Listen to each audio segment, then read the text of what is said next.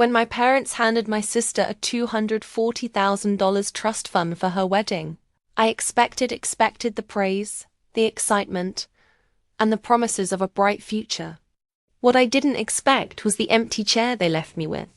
I was their second child, the one who wasn't perfect, the one who didn't fit into the plans they had designed for us. But Emily's wedding, her trust fund, and the life they had mapped out for her were just the beginning. What came next was a battle for independence that no one saw coming. And I was caught right in the middle of it, forced to choose between my family's expectations and my own truth. The day I found out that my sister, Emily, was receiving a $240,000 trust fund from our parents, I thought it was a joke. I was sitting at the kitchen table, sipping my coffee, when my mom casually mentioned it over breakfast.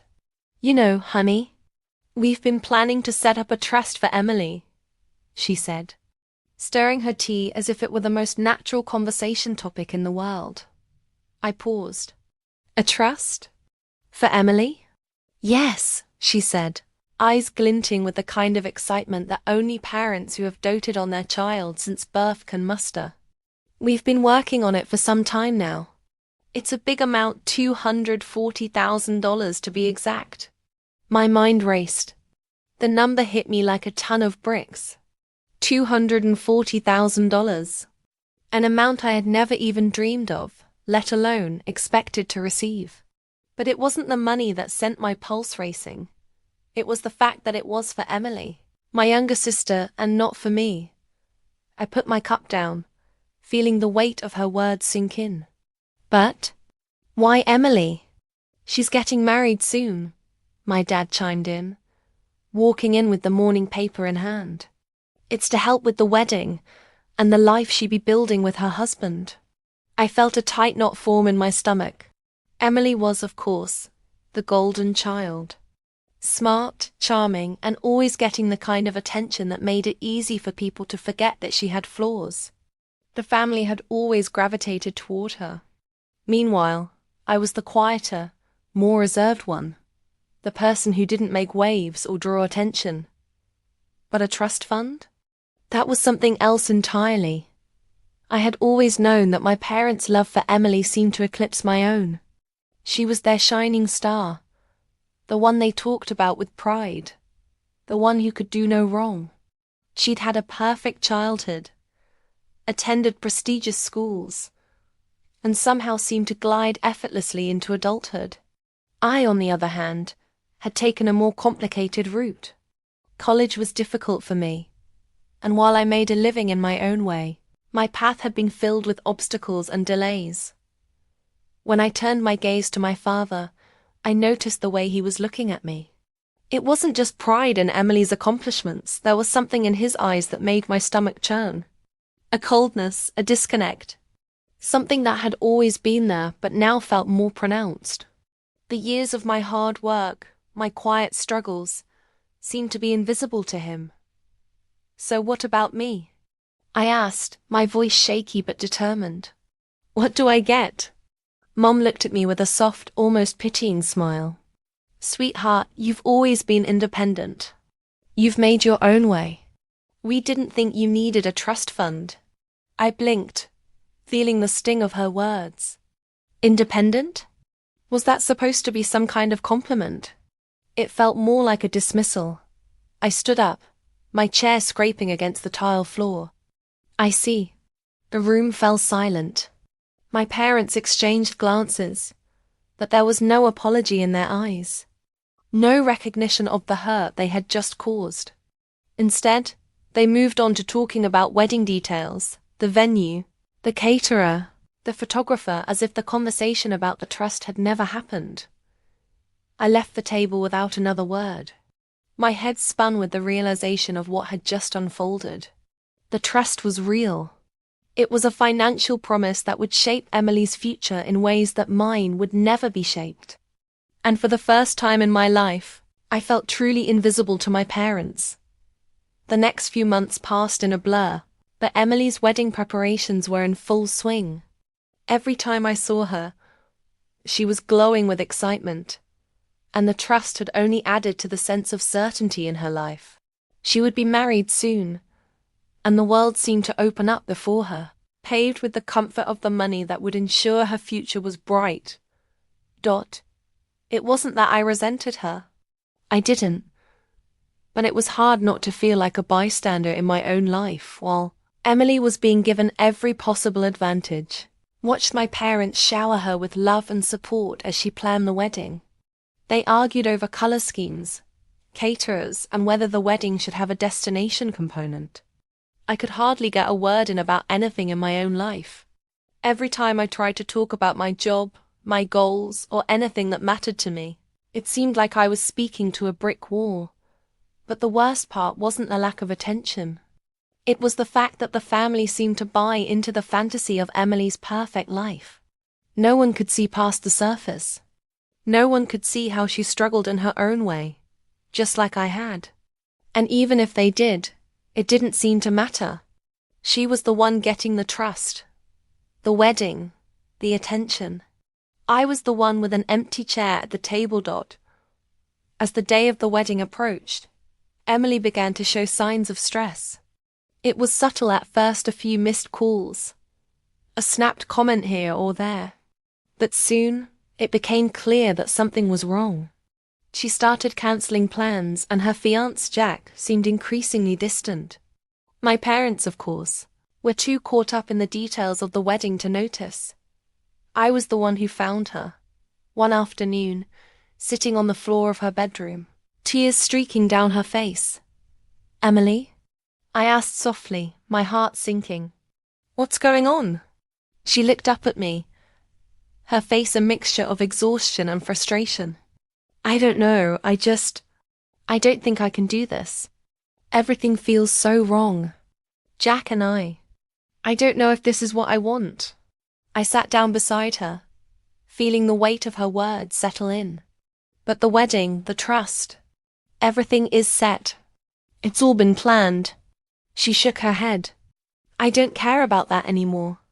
I don't care about the wedding, or the trust, or any of it. I just want to feel like I'm making the right choice." In that moment, I realized something that had been gnawing at me for months. Emily wasn't as perfect as everyone thought she was. The perfect wedding, the trust, the future she seemed to have all planned out, none of it guaranteed happiness. She was still struggling, just like I had struggled, and just like we all do in our own way. The wedding, the trust, and the illusion of her perfect life were about to come crashing down in a way no one could have predicted. It didn't take long before the cracks in. Emily's relationship with Jack widened beyond repair. The pressure of the impending wedding, combined with the weight of expectations surrounding the trust fund, had driven a wedge between them that neither of them could overcome. The phone calls, the late-night conversations, nothing could fix what had started to unravel. On the day before the wedding, Emily called off the ceremony. "I just can't go through with it," she told our parents, who were visibly shocked, unable to comprehend what had happened. "I love Jack, but I don't think we're ready. I don't think I'm ready." I stood in the background, watching the drama unfold as my parents tried to comfort Emily. My dad, whose face was usually so calm and collected, looked like he had been punched in the gut. My mom, trying to maintain control, was barely holding herself together. But the worst part wasn't there. It was the realization that none of it mattered. The trust, the lavish wedding, the life that had been planned for Emily, none of it was going to happen now. And yet, for some reason, they still expected me to play the role of the supportive daughter, the one who would offer kind words and understanding. I didn't have the strength for that. Not anymore. The days following the wedding cancellation felt like a slow-motion train wreck. Emily's once picturesque life had crumbled, and the pieces were scattered across the floor of our family home. The wedding dress sat in a box in the corner of her room, untouched. The flowers that had been ordered began to wilt, and the invitations, painstakingly designed, were now nothing more than sad reminders of a future that would never come to be. I didn't know what to say. There was no right thing to say.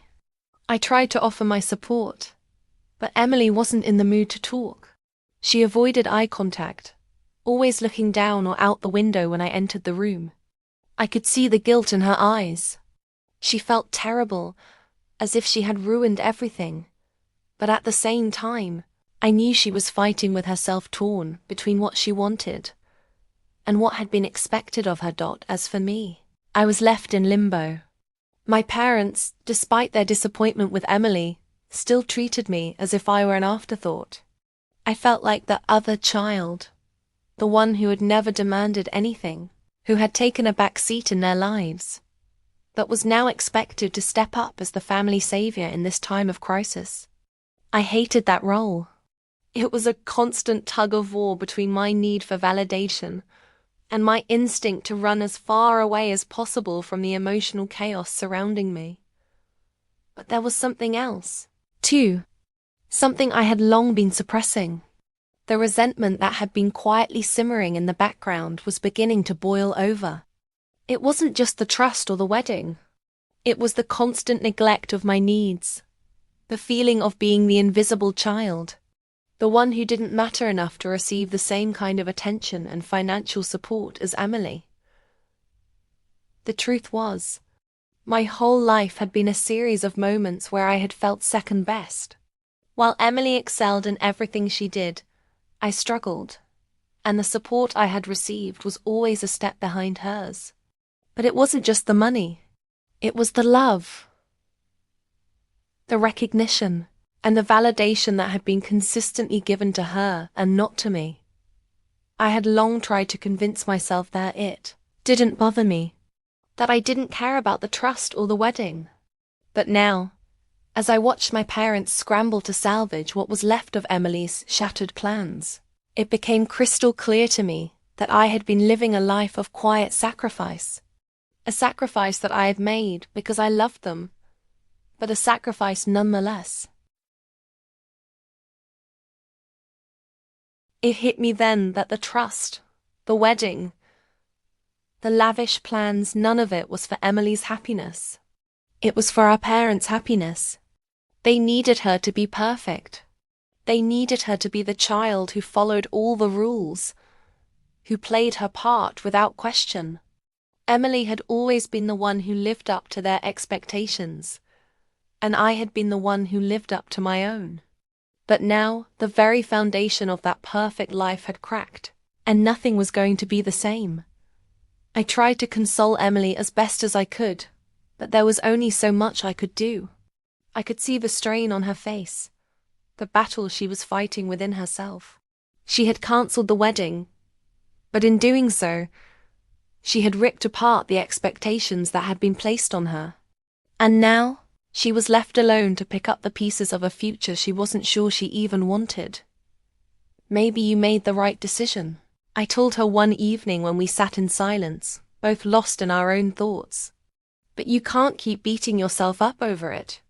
It's okay to change your mind." She looked at me, her eyes wide with disbelief. "You think so? You really think it's okay? It's not like it was just a regular wedding. It was supposed to be this big thing. Mom and Dad were counting on me. I was supposed to be the one to make them proud." I felt a pang in my chest. I understood what she was saying. I understood the weight of expectations better than anyone else. But I also knew that sometimes you had to let go of those expectations. It was the only way to find your own happiness. "I know they wanted you to be perfect," I said softly. "But you don't owe them that. You don't owe anyone that. Not even me." Her eyes softened for a moment, and for the first time in a long time, I felt like I was speaking to my sister again. The person who wasn't burdened by expectations or roles. The person who was just trying to figure out who she was. The weeks after the wedding cancellation passed in a haze. Our family was in turmoil.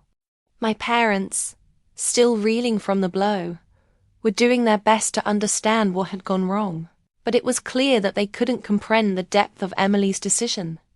All they could see was a wedding that had cost them thousands of dollars, and the trust that they had worked so hard to set up for her future. Meanwhile, I found myself in a strange position. For the first time in years, I was the one receiving attention from my parents. It wasn't much, but it was something. They leaned on me for support, for comfort. But it felt hollow. I was nothing more than a temporary distraction from the chaos they were trying to navigate. As the days wore on, Emily grew quieter. The trust that had once been a symbol of her success now felt like a chain, tying her to a version of herself that she no longer wanted to be.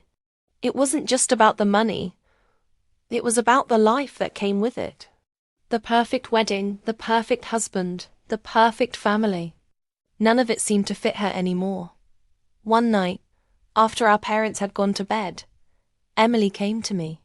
She was sitting on the edge of my bed, looking at the floor, her fingers twisting nervously.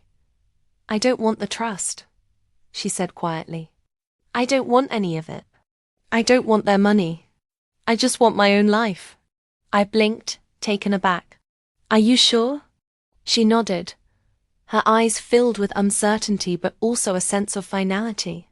"I've realized something. I've spent my entire life trying to be the person they wanted me to be. But I don't know if that's who I really am. I don't want to live for them anymore. I don't want to be the perfect daughter." I didn't know what to say. Part of me felt a surge of relief. For once, Emily was speaking her truth. She was finally rejecting the very thing that had caused so much pain, not just for her, but for me as well. The need to be perfect, to be everything our parents had ever wanted, had been suffocating. And now, she was finally taking control. But another part of me was scared for her. Scared that rejecting the trust and everything it represented would push her even further away from the family. It was hard to imagine a life without those financial safety nets, those guarantees that had always been a part of her life. But Emily had made her choice. And for the first time in a long time, I felt like I was seeing her clearly. "I'm proud of you," I said, my voice steady despite the emotions that swirled within me. "You're making the right choice. For you." Her smile was small, but it was genuine. "Thanks, I think I am."